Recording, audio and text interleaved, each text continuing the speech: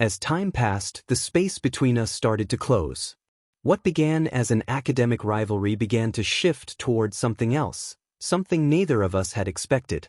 The late-night study sessions, the occasional conversations outside of class, all of it had woven something deeper into the fabric of our connection. It was in the quiet moments between classes when we shared fragments of our lives with each other that I started to see her not just as the senator's daughter, not just as my competitor, but as someone I wanted to know better. For me, this was an unexpected turn in our story. I had always been so focused on my studies, but something had changed. Something about her presence had begun to matter in ways I couldn't quite understand at first. Our relationship was no longer just about trying to outdo each other in class. There was something more. And I realized that I wanted to explore it.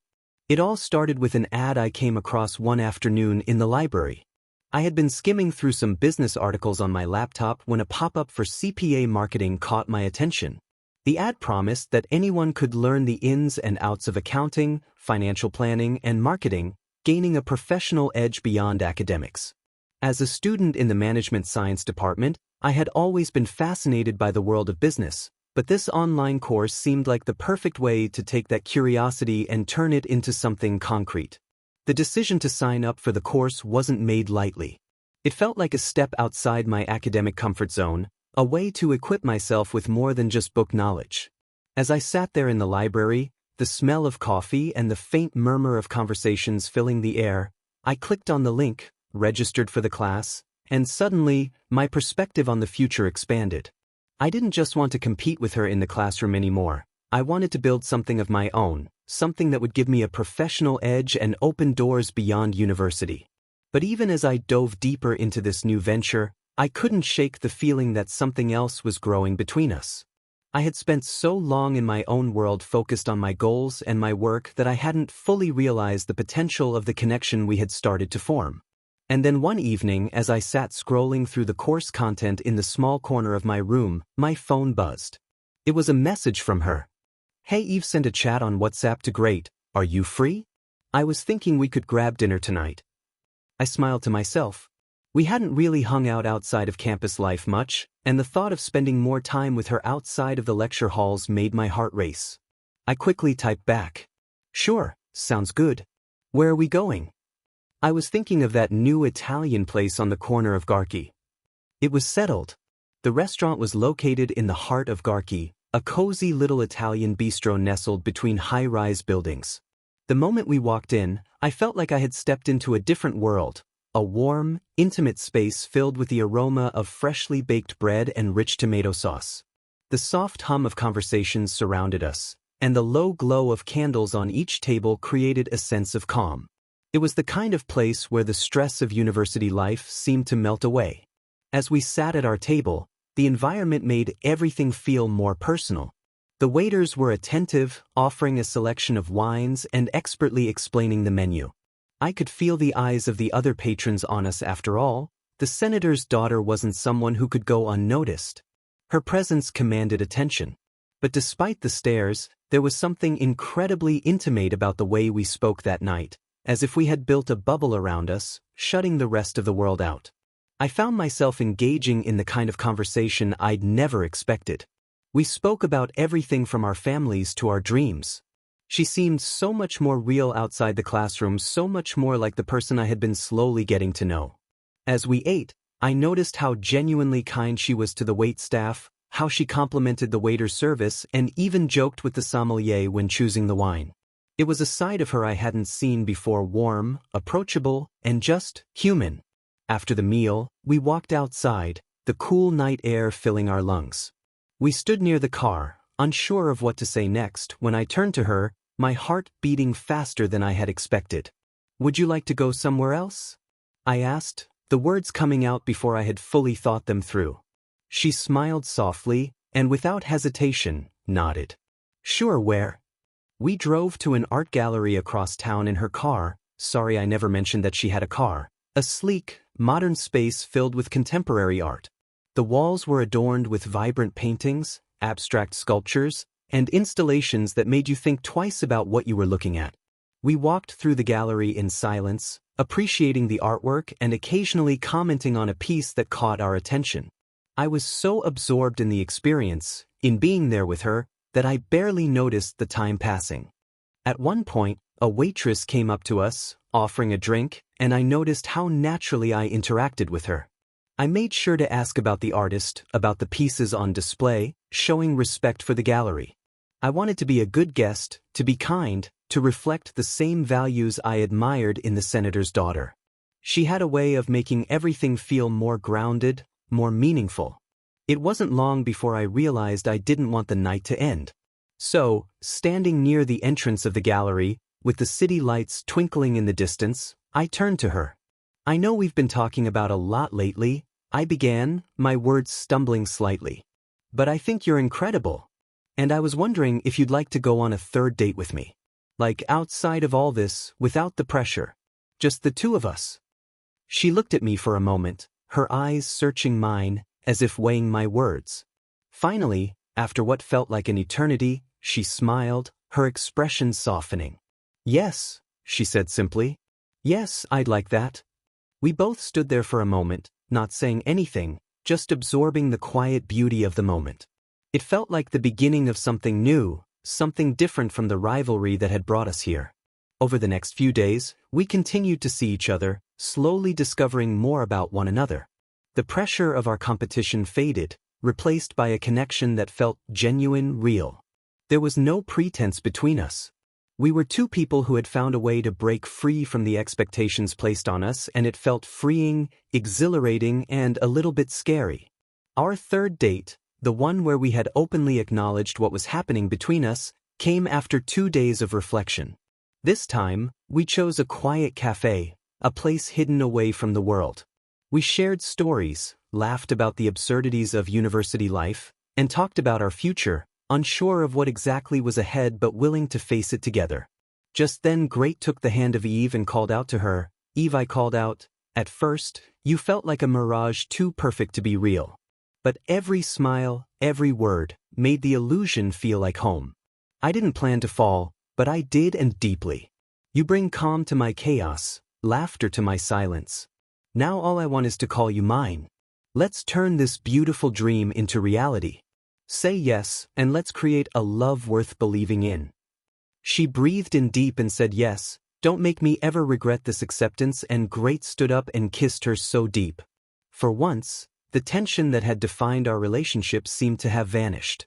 What remained was something much more tender, the quiet acknowledgement that we were no longer just classmates, no longer just rivals. We were something more. Something real. The air in Abuja was heavy with the post-exam relief that came after weeks of sleepless nights and frantic studying.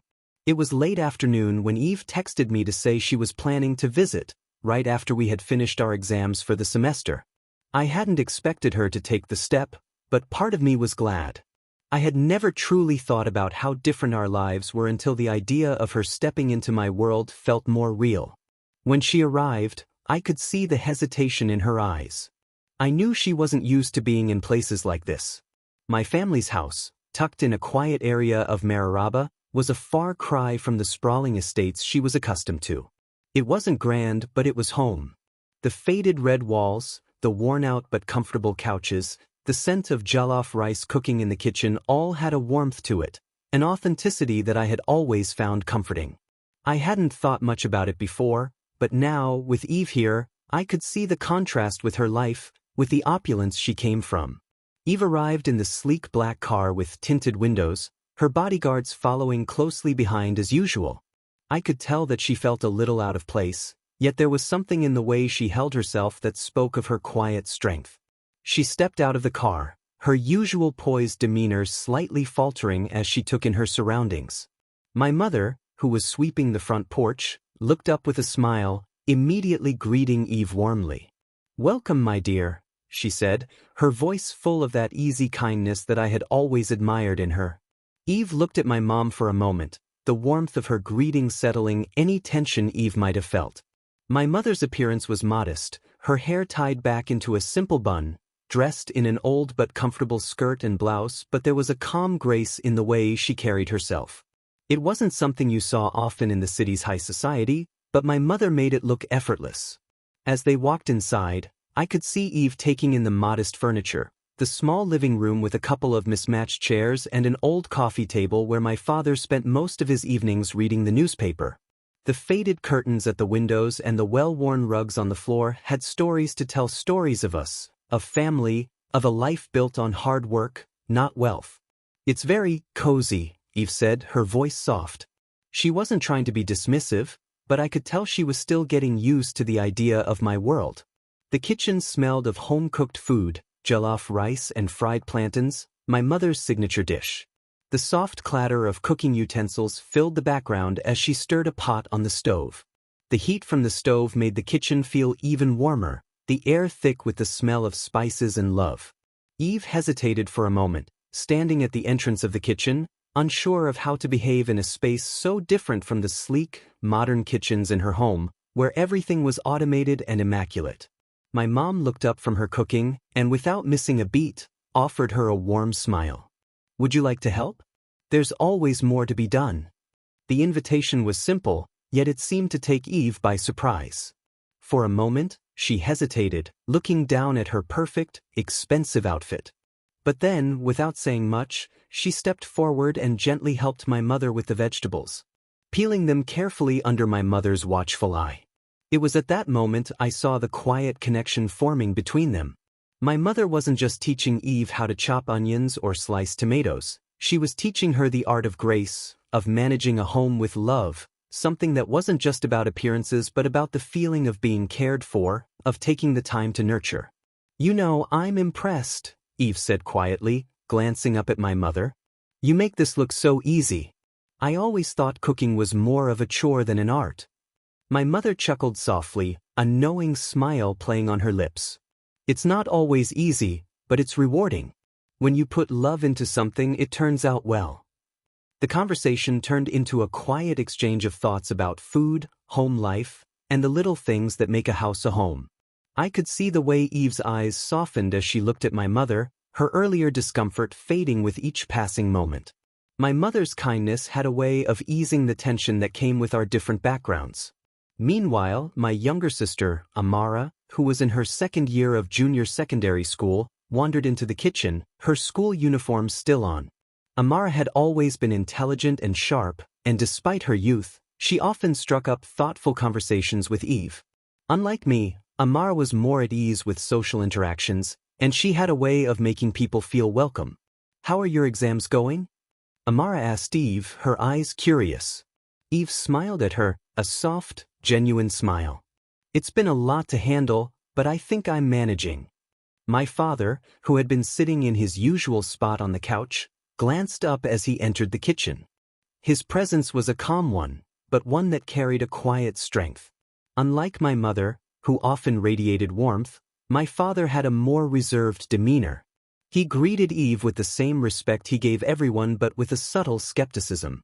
I could see his gaze linger on her, questioning how she truly fit into our world. Still, there was no judgment in his eyes, just a quiet acceptance. "It's nice to have you here," he said, his voice gruff but polite. "You must be tired from the exams.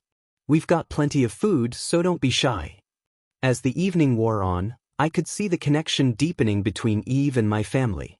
Her earlier apprehension about stepping into our modest home had melted away. I could tell she was beginning to see beyond the surface of our lives, beyond the simple surroundings, beyond the ordinary but equally meaningful moments that filled our days. It wasn't about wealth, political influence, or power. It was about something deeper, something raw and unspoken. There, in that small kitchen, as Eve laughed with my mother and Amara, I realized that the differences in our worlds didn't matter. What mattered was that we were beginning to build something that wasn't based on expectations but on connection. The evening ended quietly, with Eve saying her goodbyes, her bodyguard still standing by the gate, waiting patiently for her departure. It was a strange feeling, watching her leave, knowing that this was just the beginning of something that wasn't defined by her family's name or my background, but by what we were starting to understand about each other. As the car pulled away, I stood at the door, watching the taillights fade into the night. There was a certain peace in knowing that our worlds were beginning to meet in ways I had never imagined. The tension at the University of Abuja had reached its peak.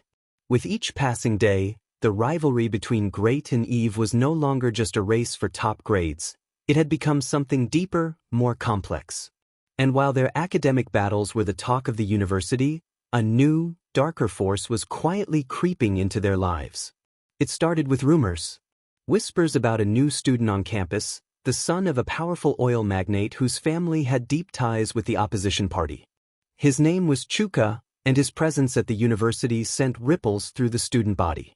He was wealthy, influential, and accustomed to getting what he wanted, especially when it came to people. His interest in Eve was immediate and intense. Chuka's confidence was unmatched. He had been in the news for his family's contributions to national development, but it wasn't his money that made him dangerous. It was the ruthless streak he carried, one that saw anything and anyone as a means to an end. He knew Eve's position in the university. The senator's daughter. The girl everyone looked up to, not just for her intelligence but for her name. In the beginning, it seemed like Chuka was just a persistent admirer. He often appeared at university events, lingering near Eve's friends, subtly trying to charm her with his polished, wealth-infused persona. But Great saw something else. He saw the danger behind those charming smiles and polished clothes. Eve was being courted not just for her beauty, but for the power that came with her name. The first time Chuka tried to intimidate Great was after a lecture on corporate governance. As the students filed out of the classroom, Chuka cornered Great in the hallway. He leaned against the wall, blocking the path. "Hey, smart boy," Chuka said, his voice low, almost menacing. "I'm sure you think you're the top dog around here, but your place isn't just about grades. You know that, right?" Great stood his ground, his eyes narrowing. "I'm not here for power games," he replied coolly. "I'm here to prove myself." Chuka chuckled, pushing off the wall. "Prove yourself? Don't make me laugh. Your intellect is impressive, but what good is it if you don't have the right connections?" The subtle threat hung in the air, but before Great could respond, Chuka walked away, his laughter echoing in the empty hallway. It was clear, this wasn't going to be a battle of intellect anymore. It was a battle of power. The next day, Great received an anonymous message on his phone. It was short and cryptic: "Stay away from her or you'll regret it." At first, he dismissed it as nothing more than a scare tactic. But as the days went by, the messages grew more frequent, more direct, and more threatening. The final message sent chills down his spine. "You think you're safe? I'll show you what happens when you challenge the wrong people." It wasn't until late one night, as Great made his way home from a study group, that he realized the danger was real. As he walked past a quiet alley near the campus, he was surrounded by a group of men, cultists. Their faces were hidden behind masks, but their intent was unmistakable. One of the men stepped forward, a sharp blade glinting in the moonlight. "You've been warned, boy," he spat. "Stay away from Eve." Great's heart raced. He knew he couldn't back down. "I'm not afraid of you," he said, his voice steady despite the pounding in his chest. The man laughed, a harsh, grating sound. "Then you'll die with your pride." Before the man could strike, Great launched himself into action. He had spent years training in martial arts, and it was at this moment that his skills would be tested. With a swift movement, he disarmed the man and knocked him to the ground. The other cultists hesitated, clearly not expecting their target to fight back. Taking advantage of their uncertainty, Great fought his way through the group, one by one, until they scattered into the shadows. He wasn't about to let anyone intimidate him. But as he walked away, breathless and with a bruised ego, the weight of the situation hit him. He wasn't just fighting for grades anymore. He was fighting for his life. The next day, Great found Eve waiting for him outside the campus library. Her usual composed demeanor was gone. She looked nervous, her eyes darting around, as if she was waiting for something or someone. "I need to talk to you," she said, her voice low but urgent. Great raised an eyebrow. "What's wrong?" Eve glanced around once more before stepping closer. "I know what's been happening. Chuka, he's dangerous. And now it's not just about us anymore. He's using cultists to scare you." Great felt a wave of frustration mixed with confusion. How do you know all this? Eve hesitated, biting her lip. Because my brother told me. He's been keeping tabs on Chuka. The moment he found out about the threats, he called in favors from old friends. But it's getting out of control. He's not just after you. He's after us. The both of us. Great's mind raced. Chuka wasn't just a rival. He was a threat that neither of them could ignore. And now, the stakes were higher than ever. I won't back down, Great said, determination flooding his veins. I won't let him win. Eve nodded, her eyes softening. Neither will I. But we need to be careful. We can't do this alone. And just like that, the lines between competition and collaboration blurred. What had started as a fierce academic rivalry was slowly turning into something deeper, something that could change both of their lives forever.